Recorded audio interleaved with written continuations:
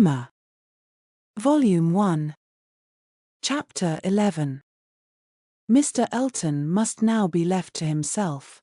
It was no longer in Emma's power to superintend his happiness or quicken his measures.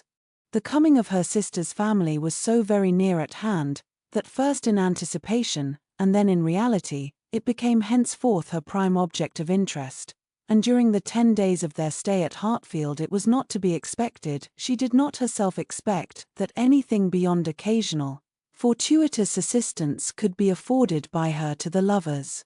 They might advance rapidly if they would, however. They must advance somehow or other whether they would or no. She hardly wished to have more leisure for them. There are people, who the more you do for them, the less they will do for themselves.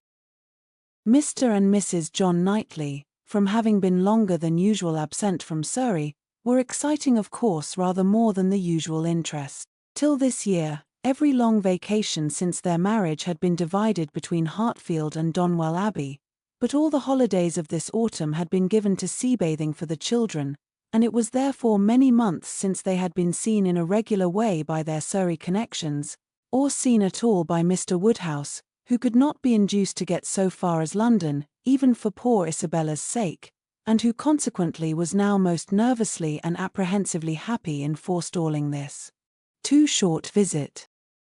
He thought much of the evils of the journey for her, and not a little of the fatigues of his own horses and coachman who were to bring some of the party the last half of the way, but his alarms were needless, the 16 miles being happily accomplished, and Mr. and Mrs. John Knightley, their 5 children, and a competent number of nursery-maids, all reaching Hartfield in safety. The bustle and joy of such an arrival, the many to be talked to, welcomed, encouraged, and variously dispersed and disposed of, produced a noise and confusion which his nerves could not have borne under any other cause, nor have endured much longer even for this. But the ways of Hartfield and the feelings of her father were so respected by Mrs. John Knightley, that in spite of maternal solicitude for the immediate enjoyment of her little ones, and for their having instantly all the liberty and attendance, all the eating and drinking, and sleeping and playing, which they could possibly wish for, without the smallest delay, the children were never allowed to be long a disturbance to him, either in themselves or in any restless attendance on them. Mrs. John Knightley was a pretty, elegant little woman, of gentle, quiet manners, and a disposition remarkably amiable and affectionate, wrapped up in her family, a devoted wife, a doting mother, and so tenderly attached to her father and sister that, but for these higher ties, a warmer love might have seemed impossible. She could never see a fault in any of them. She was not a woman of strong understanding or any quickness, and with this resemblance of her father, she inherited also much of his constitution, was delicate in her own health, over-careful of that of her children, had many fears and many nerves, and was as fond of her own Mr. Wingfield in town as her father could be of Mr. Perry. They were alike, too, in a general benevolence of temper, and a strong habit of regard for every old acquaintance. Mr. John Knightley was a tall, gentlemanlike, and very clever man, rising in his profession, domestic, and respectable in his private character, but with reserved manners which prevented his being generally pleasing, and capable of being sometimes out of humour.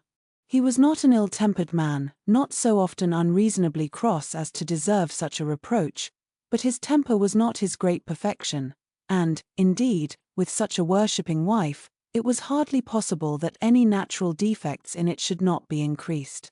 The extreme sweetness of her temper must hurt his. He had all the clearness and quickness of mind which she wanted, and he could sometimes act an ungracious, or say a severe thing. He was not a great favourite with his fair sister-in-law. Nothing wrong in him escaped her. She was quick in feeling the little injuries to Isabella, which Isabella never felt herself. Perhaps she might have passed over more had his manners been flattering to Isabella's sister, but they were only those of a calmly kind brother and friend, without praise and without blindness. But hardly any degree of personal compliment could have made her regardless of that greatest fault of all in her eyes which he sometimes fell into, the want of respectful forbearance towards her father. There he had not always the patience that could have been wished. Mr. Woodhouse's peculiarities and fidgetiness were sometimes provoking him to a rational remonstrance or sharp retort equally ill-bestowed. It did not often happen, for Mr. John Knightley had really a great regard for his father-in-law, and generally a strong sense of what was due to him, but it was too often for Emma's charity, especially as there was all the pain of apprehension frequently to be endured, though the offence came not. The beginning, however, of every visit displayed none but the properest feelings, and this being of necessity so short might be hoped to pass away in unsullied cordiality. They had not been long seated and composed when Mr. Woodhouse, with a melancholy shake of the head and a sigh, called his daughter's attention to the sad change at Hartfield since she had been there last. "Ah, my dear," said he, "poor Miss Taylor, it is a grievous business." "Oh yes, sir," cried she with ready sympathy, "how you must miss her. And dear Emma, too, what a dreadful loss to you both. I have been so grieved for you. I could not imagine how you could possibly do without her. It is a sad change indeed, but I hope she is pretty well, sir." "Pretty well, my dear, I hope pretty well. I do not know but that the place agrees with her tolerably." Mr. John Knightley here asked Emma quietly whether there were any doubts of the air of Randalls. "Oh no, none in the least. I never saw Mrs. Weston better in my life, never looking so well. Papa is only speaking his own regret." "Very much to the honor of both," was the handsome reply. "And do you see her, sir, tolerably often?" asked Isabella in the plaintive tone which just suited her father. Mr. Woodhouse hesitated. "Not near so often, my dear, as I could wish." "Oh papa, we have missed seeing them but one entire day since they married. Either in the morning or evening of every day, excepting one, have we seen either Mr. Weston or Mrs. Weston, and generally both, either at Randalls or here, and as you may suppose, Isabella, most frequently here. They are very, very kind in their visits. Mr. Weston is really as kind as herself. Papa, if you speak in that melancholy way, you will be giving Isabella a false idea of us all. Everybody must be aware that Miss Taylor must be missed, but everybody ought also to be assured that Mr. and Mrs. Weston do really prevent our missing her by any means to the extent we ourselves anticipated, which is the exact truth." "Just as it should be," said Mr. John Knightley, "and just as I hoped it was from your letters. Her wish of showing you attention could not be doubted, and his being a disengaged and social man makes it all easy. I have been always telling you, my love, that I had no idea of the change being so very material to Hartfield as you apprehended, and now you have Emma's account, I hope you will be satisfied." "Why, to be sure," said Mr. Woodhouse, "yes, certainly I cannot deny that Mrs. Weston, poor Mrs. Weston, does come and see us pretty often, but then, she is always obliged to go away again. It would be very hard upon Mr. Weston if she did not. Papa, you quite forget poor Mr. Weston." "I think, indeed," said John Knightley pleasantly, "that Mr. Weston has some little claim. You and I, Emma, will venture to take the part of the poor husband. I, being a husband, and you not being a wife, the claims of the man may very likely strike us with equal force. As for Isabella, she has been married long enough to see the convenience of putting all the Mr. Westons aside as much as she can." "Me, my love," cried his wife, hearing and understanding only in part, "are you talking about me? I am sure nobody ought to be, or can be, a greater advocate for matrimony than I am, and if it had not been for the misery of her leaving Hartfield, I should never have thought of Miss Taylor but as the most fortunate woman in the world, and as to slighting Mr. Weston, that excellent Mr. Weston, I think there is nothing he does not deserve. I believe he is one of the very best-tempered men that ever existed. Excepting yourself and your brother, I do not know his equal for temper. I shall never forget his flying Henry's kite for him that very windy day last Easter, and ever since his particular kindness last September 12th in writing that note, at 12 o'clock at night, on purpose to assure me that there was no scarlet fever at Cobham, I have been convinced there could not be a more feeling heart nor a better man in existence. If anybody can deserve him, it must be Miss Taylor. Where is the young man? Said John Knightley.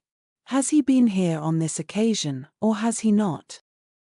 He has not been here yet, replied Emma. There was a strong expectation of his coming soon after the marriage, but it ended in nothing, and I have not heard him mentioned lately. But you should tell them of the letter, my dear, said her father.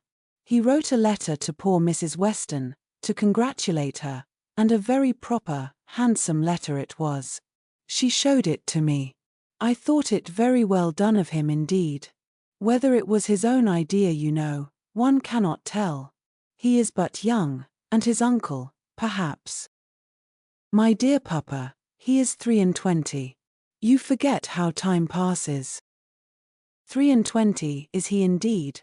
Well, I could not have thought it, and he was but 2 years old when he lost his poor mother. Well, time does fly indeed, and my memory is very bad. However, it was an exceeding good, pretty letter, and gave Mr. and Mrs. Weston a great deal of pleasure. I remember it was written from Weymouth, and dated September 28th, and began, My dear Madam, but I forget how it went on, and it was signed F.C. Weston Churchill. I remember that perfectly. How very pleasing and proper of him, cried the good-hearted Mrs. John Knightley. I have no doubt of his being a most amiable young man. But how sad it is that he should not live at home with his father. There is something so shocking in a child's being taken away from his parents and natural home. I never could comprehend how Mr. Weston could part with him. To give up one's child. I really never could think well of anybody who proposed such a thing to anybody else.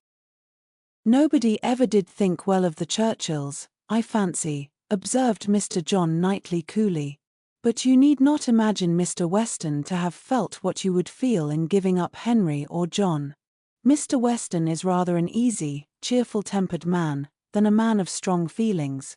He takes things as he finds them, and makes enjoyment of them somehow or other, depending, I suspect, much more upon what is called society for his comforts, that is, upon the power of eating and drinking, and playing whist with his neighbours 5 times a week, than upon family affection, or anything that home affords.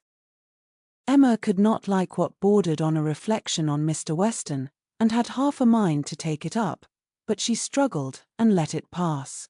She would keep the peace if possible, and there was something honourable and valuable in the strong domestic habits, the all-sufficiency of home to himself, whence resulted her brother's disposition to look down on the common rate of social intercourse, and those to whom it was important, it had a high claim to forbearance.